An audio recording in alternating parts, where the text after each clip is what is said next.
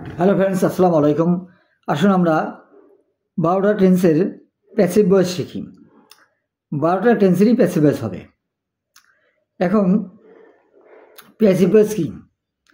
Active voice যখন থাকবে, যখন বাক্যটা অ্যাক্টিভ থাকবে, তো অ্যাক্টিভ ভয়েসে যখন আমরা প্যাসিভ করব, তখন সাবজেক্ট হবে অবজেক্ট আর অবজেক্ট হবে সাবজেক্ট।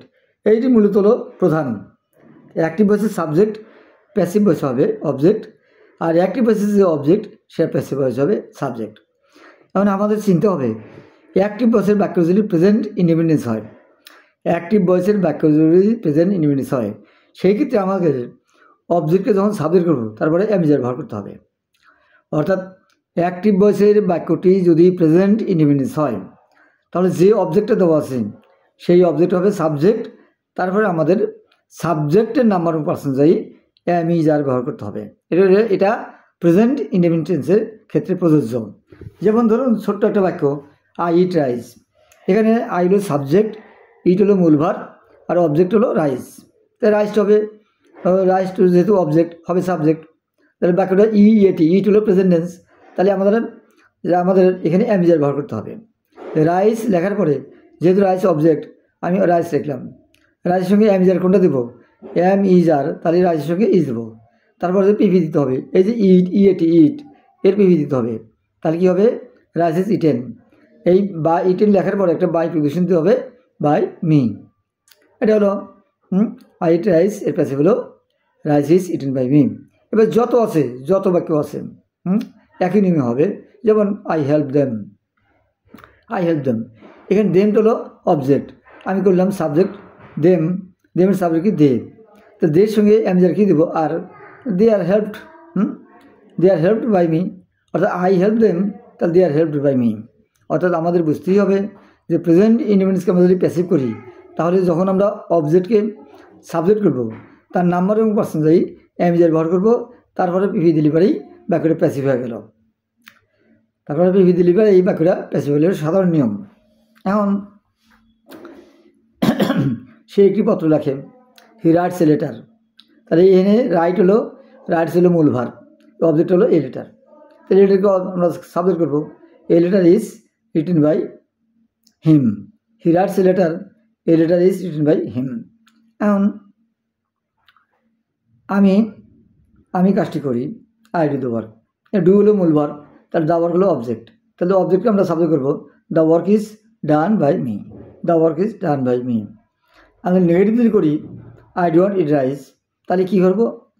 যে রাইস হলো যেহেতু অবজেক্ট, করলাম সাবজেক্ট, তাহলে ওই যে অ্যামিজার এটাকে নেগেটিভ করতে হবে। I don't rice is not eaten by me. আবার ডু আই ইট রাইস, আমি কি ভাত খাই, এক্ষেত্রে কী হবে? রাইস হলো অবজেক্ট, করবো সাবজেক্ট, তার আগে কী করতে হবে? এই যে অ্যামিজার, এই রাইসের আগে অ্যামিজার দিতে হবে। তো রাইসের সাথে কী দেবো? ইজ। তাহলে is rice eaten by me. এইভাবে যদি আমরা করি তাহলে কিন্তু সহজেই আমরা অ্যাক্টিভ টু প্যাসিভ, এটা সাধারণ নিয়ম। এই সাধারণ নিয়ম যদি আমরা না বুঝি তাহলে কিন্তু অ্যাক্টিভ টু প্যাসিভ করা যাবে না। অর্থাৎ আমি বলবো যে সবসময় যে বাই প্লাস অবজেক্ট থাকবে তা না। আমি যদি বলি ভাত খাওয়া হয়, তাহলে ভাত খাওয়া হয় বাক্যটা প্যাসিভ। কে ভাত খায় নাই? ভাত খাওয়া হয়। আমি যদি বলি ভাত খাওয়া হয়, তাহলে রাইস ইজ ইটেন, রাইস হলো সাবজেক্ট, রাইস ইজ ইটেন।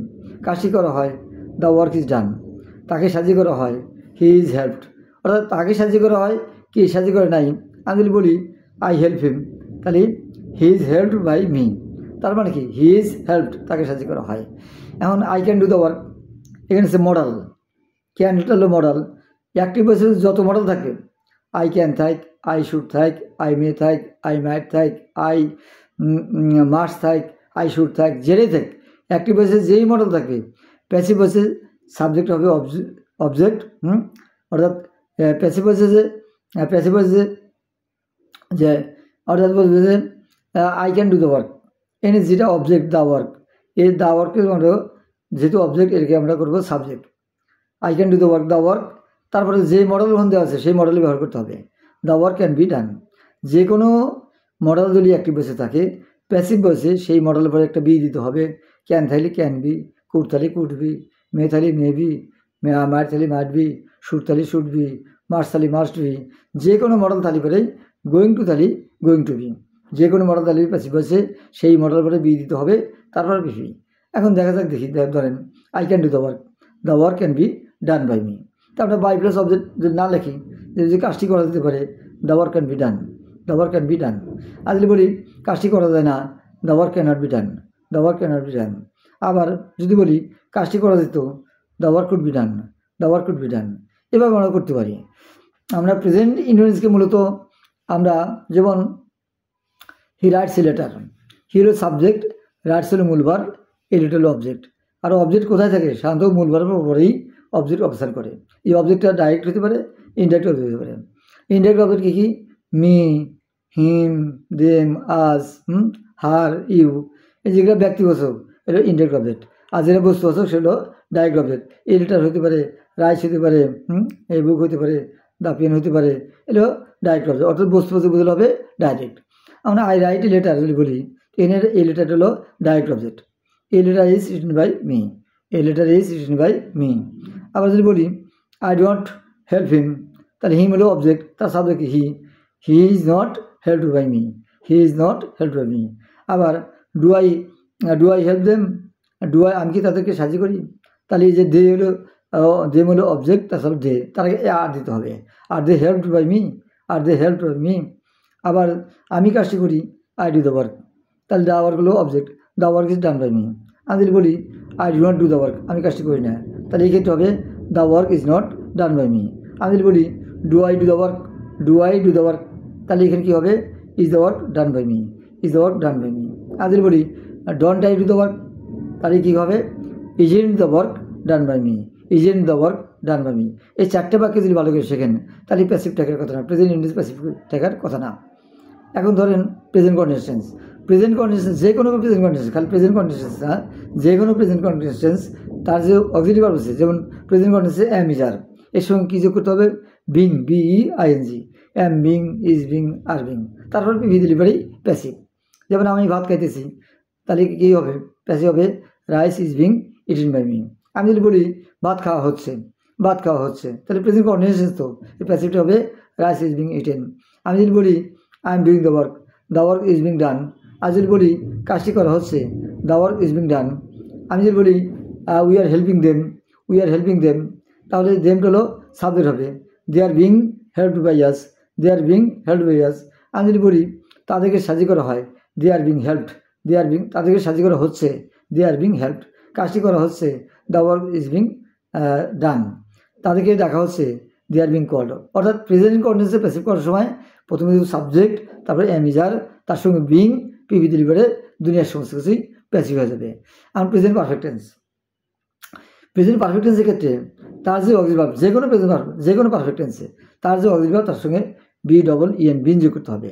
যেমন I have done the work, আমি কাজটি করিয়াছি, তাই এই ক্ষেত্রে দ্য ওয়ার্ক হলো সাবজেক্ট, তাই সাবজেক্টের নাম্বার অনুযায়ী হ্যাভ হবে না হ্যাজ হবে সেটা আপনাকে নির্ধারণ করতে হবে।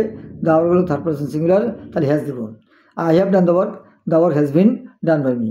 আমি যদি বলি কাজটা করা হইয়াছে, এখানে কী করছে নাই, দ্য ওয়ার্ক হ্যাজ বিন ডান। আমি বলি ইংরেজি বলা হয়েছে, কে বলছে নাই, ইংলিশ হ্যাজ বিন স্পোকেন। আমি বলি তাদেরকে দাওয়াত দেওয়া হয়েছে, কে দাওয়াত দিচ্ছে নাই, passive, they have been invited. আমি যদি বলি যে বইটি কেনা হইয়াছে বা হয়েছে, কে কিনছে নাই, দ্য বুক হ্যাজ বিন বট। আমি যদি বলি অনেক বই কেনা হয়েছে, তাহলে কে কিনছে নাই, তাহলে মেনি বুকস হ্যাভ বিন বট। এইভাবে পাস্ট ইনভেন্টেন্সে প্রেজেন্ট টেন্সে অ্যামিজার হয়, পাস্ট টেন্সে ওয়াজার হবে। যেমন তাকে ডাকা হয়েছিল, হি ওয়াজ কল্ড, তার মানে কি?